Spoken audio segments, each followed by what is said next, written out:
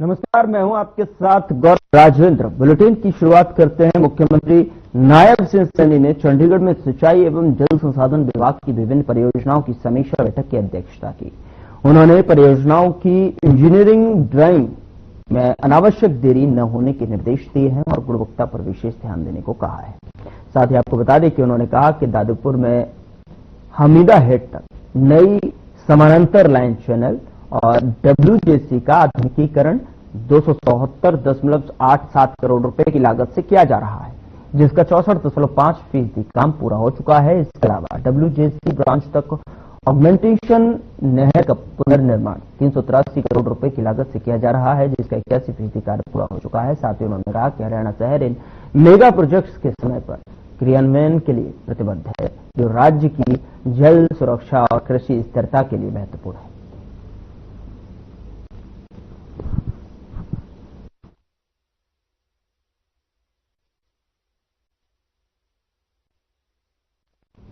उधर पंचकुला में आयोजित अखिल भारतीय महापौर परिषद की 115वीं बैठक का आयोजन किया गया।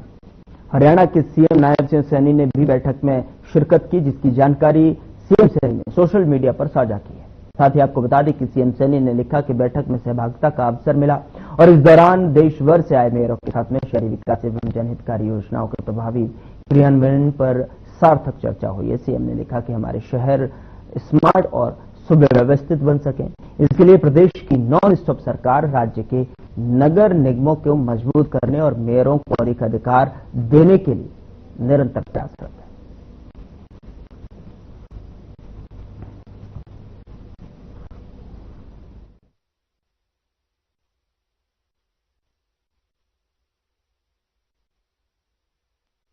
और उधर हरियाणा के कैबिनेट मंत्री अनिल विज का बयान सामने आया है। उन्होंने कहा कि प्रदेशों के ट्रांसपोर्ट अधिकारियों की वर्कशॉप का आयोजन किया गया। भारत सरकार ने सभी विभागों को पारदर्शी समय पर लोगों की सुविधाओं के लिए चलाने के लिए डिजिटल इंडिया कार्यक्रम शुरू किया है और उसी के तहत ये ट्रांसपोर्ट कार्यक्रम का आयोजन किया गया, जिसने और क्या कुछ कहा आप भी सुनिए। जनगणना के लिए हमारी सरकार पूरी तरह से तैयार है।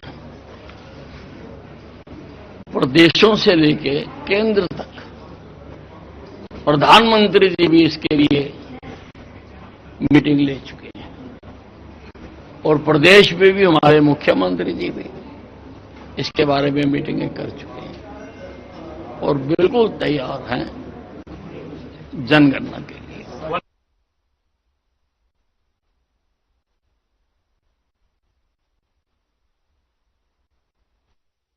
अब खबर सिरसा से है, जहां पर कांग्रेस पार्टी के सृजन संगठन अभियान के तहत बैठक का आयोजन किया गया और बैठक में साफ तौर पर एआईसीसी के पर्यवेक्षक क्रिस्टोफर तिलक और कांग्रेसी नेता शमशेर सिंह गोगी विशेष रूप से उपस्थित रहे। और बैठक में पर्यवेक्षक क्रिस्टोफर तिलक ने कांग्रेस अध्यक्ष मल्लिकार्जुन खड़गे और नेता प्रतिपक्ष राहुल गांधी का संदेश कार्यकर्ताओं तक पहुंचाना, और उन्होंने कहा कि कांग्रेस पार्टी के संगठन को मजबूत करने के लिए सभी कांग्रेसी कार्यकर्ताओं को एकजुट होकर कार्य करने की आवश्यकता है और करना होगा।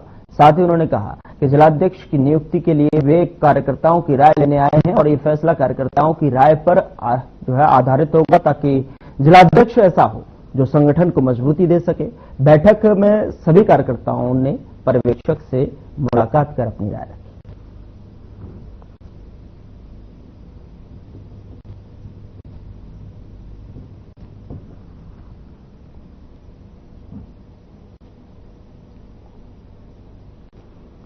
और उधर सोनीपत में दिल दहला देने वाला मामला सामने आया है। बता दें कि हरियाणवी म्यूजिक इंडस्ट्री में कार्यरत मॉडल शीतल की बेरहमी से हत्या कर दी गई।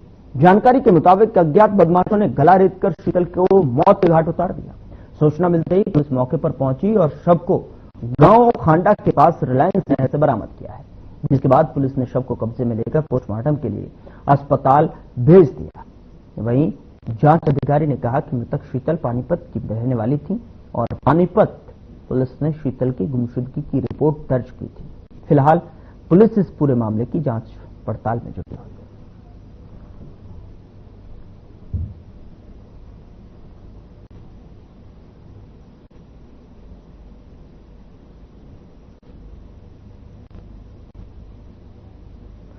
कुरुक्षेत्र पुलिस ने वाहन चोरी करने के लिए कदम उठाए हैं और आपको बता दें कि वाहन चोरी को जो है कहीं न कहीं चोरों को रोकने के लिए पुलिस ने वाहन चोरी की वारदातों को सुलझाते हुए बाइक चोरी करने के आरोपी को गिरफ्तार किया है। आरोपी की पहचान कैथल के रहने वाले बिंटू उर्फ मुंशी के रूप में हुई है, जिसके कब्जे से एंटी व्हीकल थेफ्ट टीम ने चोरी की 6 बाइक बरामद की।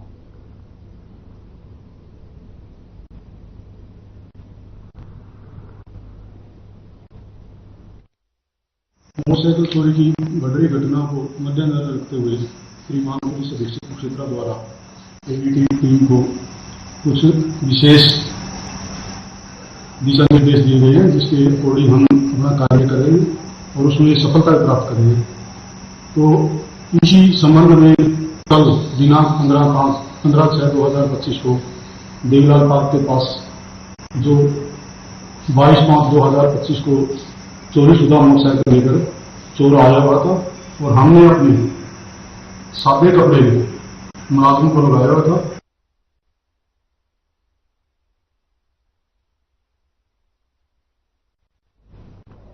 खबरों में आगे बढ़ते हैं। रेवाड़ी के गांव भगवानपुर के ग्रामीण जिला सचिवालय पहुंचे, जहां पर उन्होंने केंद्रीय राज्य मंत्री राव इंद्रजीत सिंह और उनकी बेटी और हरियाणा की स्वास्थ्य मंत्री आरती राव के खिलाफ जमकर नारेबाजी की है।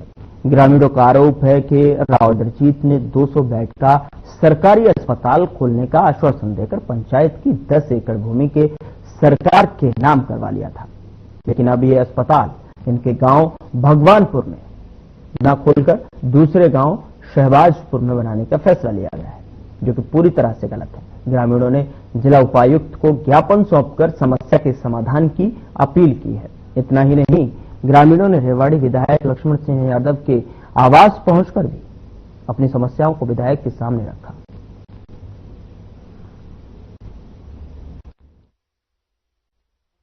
ये तो वही बता पाएंगे, लेकिन ये दूर की बात हो गई। बताएंगे तो वही बन पाएगा कि नहीं, लेकिन लोग जनता तो ये जान रही है कि ये हर बार यही कह के फिर चले जाते हैं, होता जाता कुछ है नहीं। और बड़ी बात ये है कि ये संगठन कहाँ से मजबूत करेंगे।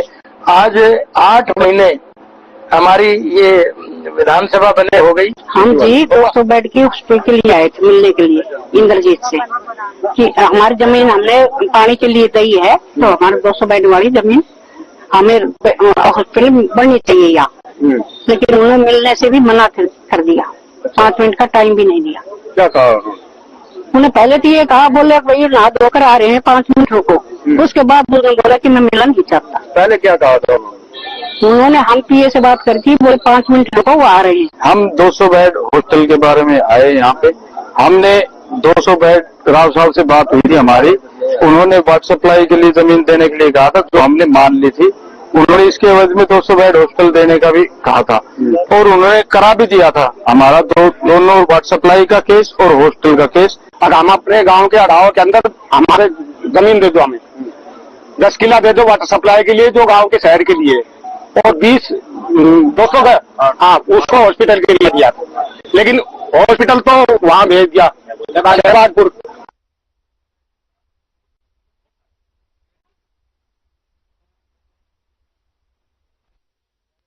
छात्रों पर मामला हुआ था। आपको बता दें कि जिस पर नेशनल स्टूडेंट यूथ कांग्रेस ने चंडीगढ़ में प्रदर्शन किया, इस मामले में शिक्षा मंत्री का हैरान करने वाला बयान सामने आया है। शिक्षा मंत्री का कहना है कि हमले की उन्हें कोई जानकारी नहीं है। छात्रों पर हुआ हमला दुर्भाग्यपूर्ण है। छात्रों का कहना है कि जब तक विश्वविद्यालय के कुलपति का जो है इस्तीफा नहीं होगा, तब तक आंदोलन जारी हो। साथ ही कहा कि इस मामले में सरकार भी छात्रों के पक्ष में कुछ नहीं बोल रही है। स्कॉलरशिप बढ़ाने की मांग करने वाले छात्रों पर हमला कभी भी जायज नहीं ठहराया जा सकता।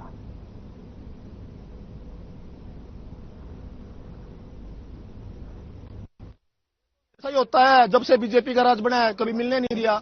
हमेशा ये हमारे जो ये भी हमारे चाचे तो हुए हैं, कोई हमारी बहन है, उनको हमेशा प्रशासन को घेरा कर देते हैं, आपस में टकराव करा देते हैं, खुद बीच में वहां बैठे इसी में आराम सेवा ले रहे हैं। हमारे प्रदेश का दुर्भाग्य है, हमारे प्रदेश का शिक्षा मंत्री ये कहता है अब तक मामला हमारे संज्ञान में नहीं है, जबकि पूरा देश का छात्र सड़कों पे उतर चुका है एक्चुअल को बचाने के लिए। हमारे एशिया की जो सबसे बड़ी यूनिवर्सिटी कही जाती है, वहां का छात्र छात्राएं आप वहां जाके कवरेज करना। हमारी बहनें वहां पे आपको सुबह 6:30 बजे से लेकर शाम के 7:30 बजे तक वहां वहां पे कुछ भी खाए पिए बिना वहां बैठी रहती है।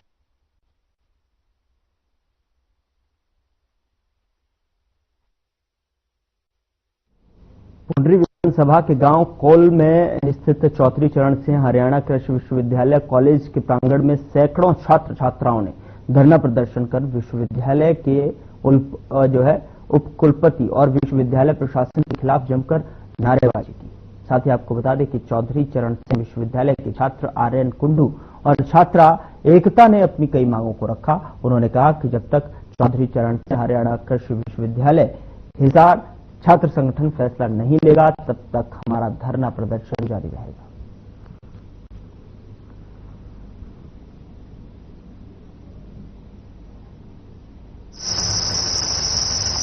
सर, समस्या हम लोग ना एक शांतिपूर्वक प्रोटेस्ट पे बैठे हैं। हमने कुछ डिमांड्स रखी थी जो मतलब अथॉरिटीज ने वो हमारा पास किया था स्कॉलरशिप को लेकर। स्कॉलरशिप पहले 75% बच्चों को मिलती थी, अब उन्होंने 25% का वो क्राइटेरिया कर दिया है। तो हमारी डिमांड है कि जो स्कॉलरशिप पहले जैसे मिलती थी वैसे ही की जाए, क्योंकि जिस हिसाब से उन्होंने क्राइटेरिया किया है उस हिसाब से बहुत सारे बच्चे हैं वो पढ़ नहीं पाएंगे, क्योंकि स्कॉलरशिप हमारे लिए बहुत इंपॉर्टेंट है। दूसरी बात, पहले एलटीवी की सीट ऐसे थी कि एक गाँव को जैसे जिनका उन्हें वो कर रखी है, लैंड डोनेट कर रखी है, उनको 5 सीट मिलती थी कि बीएससी में 3 मिलेंगी और एमएससी में मिलेगी, ऐसे मिलती थी कि तीनों कैंपस में मिलेगी बीएससी में। अब उन्होंने ये कर दिया है कि सिर्फ 1 टाइम सीट मिल सकती है, कि आप 1 टाइम यूज कर सकते हैं। अगर आपने बीएससी में कर ली तो आप एमएससी में यूज नहीं कर सकते। सर, 10 तारीख को विश्वविद्यालय में जो बच्चे अपनी मांगे रख रहे थे पूरी अथॉरिटीज के सामने, तो उनके साथ बहुत दुष्व्यवहार किया गया। तो हम चाहते हैं कि उनके अगेंस्ट कार्रवाई हो और जो सिस्टम ये पूरा है जो खराब हुआ है, बच्चों की मांगे पूरी हो और जो वीसी सर है उनको हटाया जाए ताकि बच्चों को न्याय मिल सके। वीसी सर को क्यों हटाने की मांग? सर, वीसी सर को हटाने की मांग इसलिए है क्योंकि इतना विश्वविद्यालय में हुआ है वो पूरे मतलब सिस्टम की रिस्पॉन्सिबिलिटी है और वो वीसी सर के कारण ही हुआ है। मैं आर्यन कुंडू और मैं चौधरी चरण सिंह हरियाणा एग्रीकल्चर यूनिवर्सिटी का एक छात्र हूँ और हम यहाँ इस धरने पर हमारी छात्र पूरी यूनिट है उसके अकॉर्डिंग हम अपनी डिमांडों को लेकर यहाँ पे प्रदर्शन धरने पर बैठे हैं, ताकि हमारी जो मांगे हैं, मुख्यतः मांगे हैं, उनको जल्द से जल्द पूरा किया जाए। जो प्रशासन, हमारा जो यूनिवर्सिटी प्रशासन है जो हमारे बच्चों के ऊपर जो अन्याय कर रहा है उसकी जवाबदेही दे और जो इसके असली दोषी है। हमारी मुख्यतः मांगे ये है कि जो हमारे वाइस चांसलर है उन्होंने जिसके नेतृत्व में जो कार्य हो रही है यूनिवर्सिटी में, जो बच्चों के ऊपर हमले हुए हैं या फिर जो उनकी डिमांड थी उनको पूरा न करने पर जो भी ये इतने दिनों से धरना चल रहा है, तो उसके बिहार पर उनको मुख्य मांग अभी तक ये है, जो हमारे हिसार सीनियर्स वगैरह है, जो हमारे स्टूडेंट्स वगैरह है, उन्होंने जो मुख्यतः एक एप्लीकेशन जारी की है जिसमें हमारी मुख्यतः मांगे हैं कि वीसी का रेजिग्नेशन हो और जो भी दोषी है उनके ऊपर सख्त से सख्त कार्रवाई हो। नगर चौधरी के गांव कोरियावास स्थित मेडिकल कॉलेज के नामकरण को लेकर सोमवार को एक महत्वपूर्ण संयुक्त प्रेस कॉन्फ्रेंस का आयोजन हुआ, जिसमें क्षेत्र के प्रमुख सामाजिक संगठनों जैसे कि जातीय प्रतिनिधियों और शिक्षाविदों ने एक स्वर में कॉलेज का नाम महर्षि चौवन चिकित्सा महाविद्यालय बनाए रखने की पुरजोर मांग रखी है।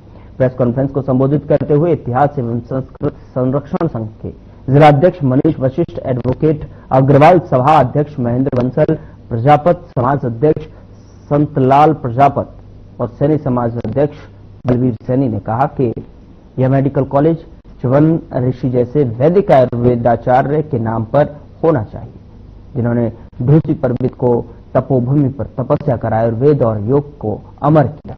अगर इसे बदलने की कोशिश की जाएगी तो विरोध होगा।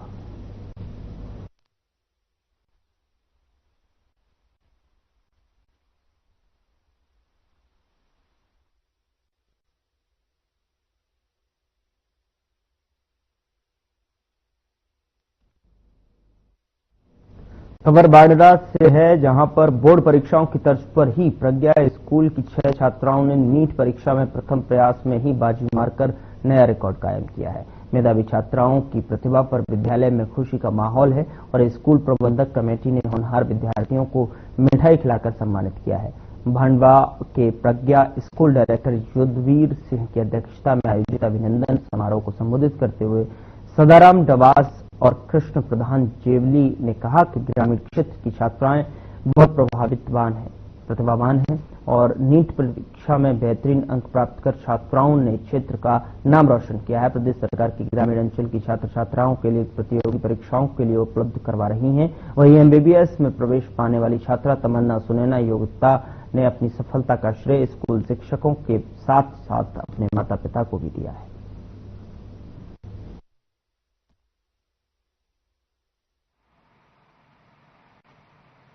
बहुत ही अच्छा महसूस हो रहा है कि जो 2 साल की मेहनत थी वो अब रंग लाई है, तो बहुत अच्छा लग रहा है। किसको श्रेय देना चाहेंगे? मैं सबसे पहले तो स्कूल को, टीचर्स को और पेरेंट्स को श्रेय देना चाहूंगी कि वो पूरी जर्नी में साथ रहे, सपोर्ट किया अच्छे से। कि वो जैसे कि अब की बार पेपर देखा था, उसमें फिजिक्स काफी हार्ड थी, तो जेई के PYQs करें उसमें, और सेम केमिस्ट्री के लिए भी।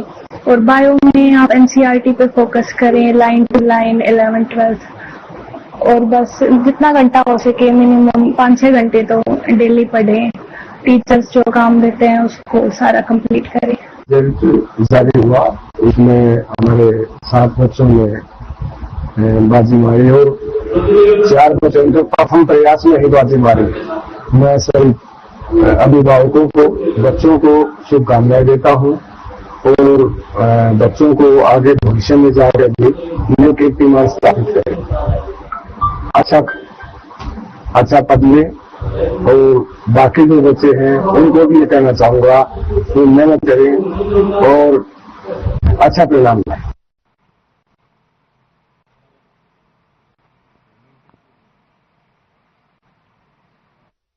बदलते हुए मौसम ने जहां तापमान 44 से 45 डिग्री बना हुआ था, वहीं आंधी वह छिटपुट बरसात ने प्रदेश में तापमान को 40 डिग्री तक ला दिया है। अगले 3 दिनों तक मौसम परिवर्तनशील रहने के साथ ही 19 जून के बाद मानसून की बरसात होने की बात मौसम वैज्ञानिकों ने कही है।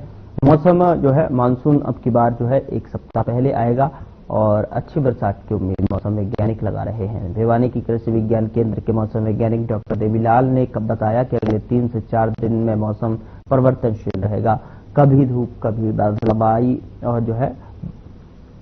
बादलवाई और कहीं कहीं हल्की बूंदाबांदी के साथ में प्री मानसून की बरसात हो सकती है। इसके साथ ही 50 से 60 किलोमीटर प्रति घंटे की रफ्तार से आंधी भी आने की संभावना है।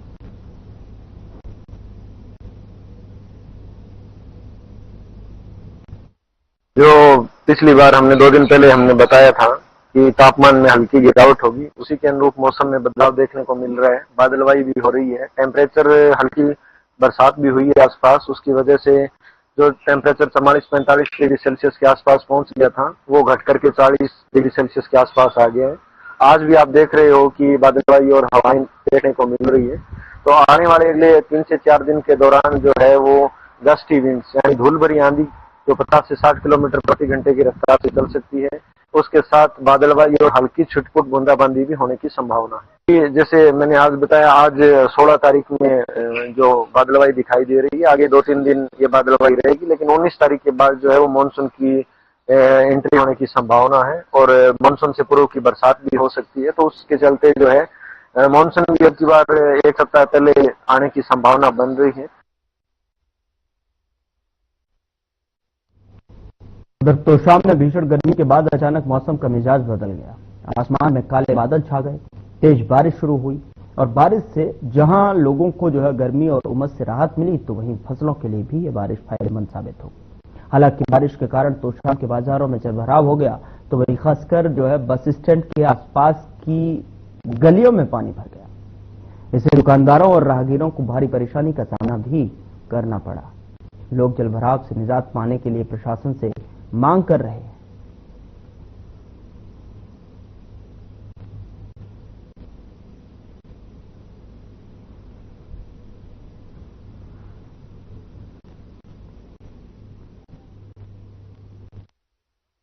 तो काफी राहत महसूस कर रहे हैं गर्मी में। काफी रात बहुत गर्मी हो रही थी, टेम्परेचर 45 तक चला गया था। हाँ, टेम्परेचर भी ठीक हो गया।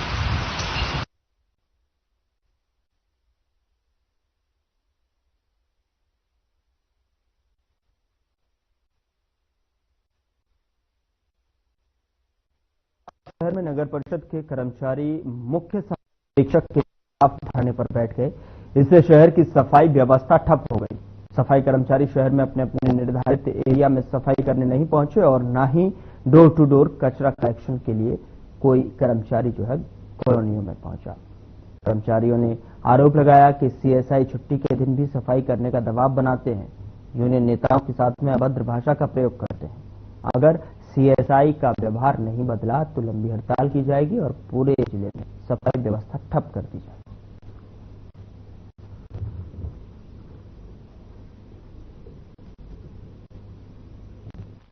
सारे कर्मचारी हड़ताल पे बैठे हैं। यहाँ का चीफ सैनिटरी इंस्पेक्टर अपनी मनमानी चला रहा है। जो अभी तो कहता है हमारे को जो ना इन कर्मचारियों के को एक जोड़ी दे दो, ये कागज चुकेंगे रोड पे।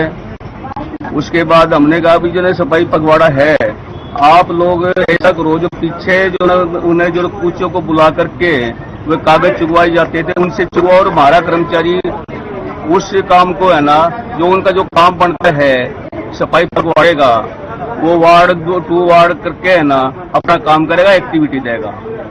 लेकिन फिर है ना मतलब 11 बजे कर्मचारियों की छुट्टी हो जाती है जी।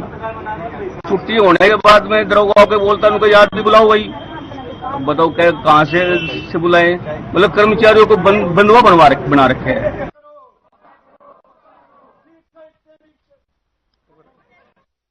उधर पेहोवा में बीबीपुर झील में मारकंडा नदी का पानी छोड़ने के मामले में जलबेहड़ा मारकंडा हेड पर किसान महापंचायत के लिए इकट्ठा होने लगे। रविवार को महापंचायत के ऐलान के बाद में आज सिंचाई विभाग ने एसडीओ को बातचीत करने के लिए भेजने की पेशकश की और मगर किसानों ने एक्सीएन को मौके पर बुलाने की मांग रखी।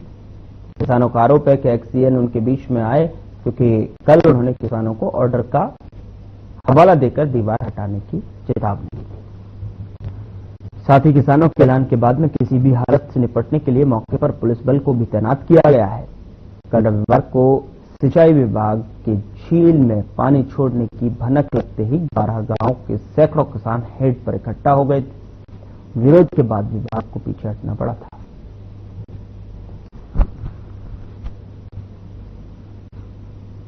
क्यों ये सरकार जिसको झील बताती है, ये झील नहीं है, हमारी 10 गांवों की मलकीत जमीन है। इस्तेमाल के टाइम में इस जमीन से अगर कोई बाहर लेना चाहता था 2 किले मिलते थे, और अगर अंदर लेना चाहता था तो इतनी बढ़िया जमीन है 1 किला मिलता था इस्तेमाल में। और हमने सन 2000 तक उससे पहले 15 साल केस लड़के पेवा कोर्ट से भी इसका स्टे है। ना इस पे माटी डाल सकते, ना बांध सकते, ना पानी छोड़ सकते, ना वृक्ष काट सकते, ना वृक्ष ला सकते, और हाई कोर्ट से स्टे है। अगर अफसर कानून हाथ में ले तो उनको भुगतना पड़ेगा। और दूसरी बात यह, हम कल क्या माना हुआ 6 महीने बैठना, वो साल बैठना, उसका हाथ नहीं हम लगा देते दीवार का। हमारे आगे मलकी जमीन को पानी निकलने का आगे साधन है।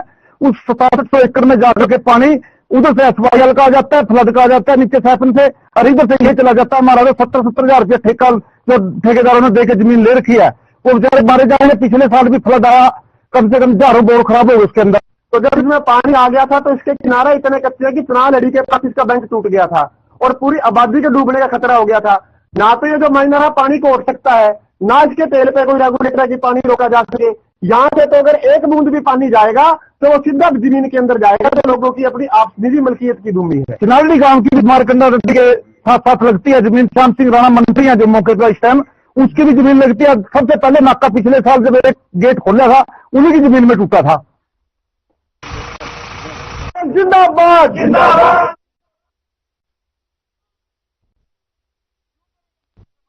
बुलेटिन में इतना ही। नमस्कार।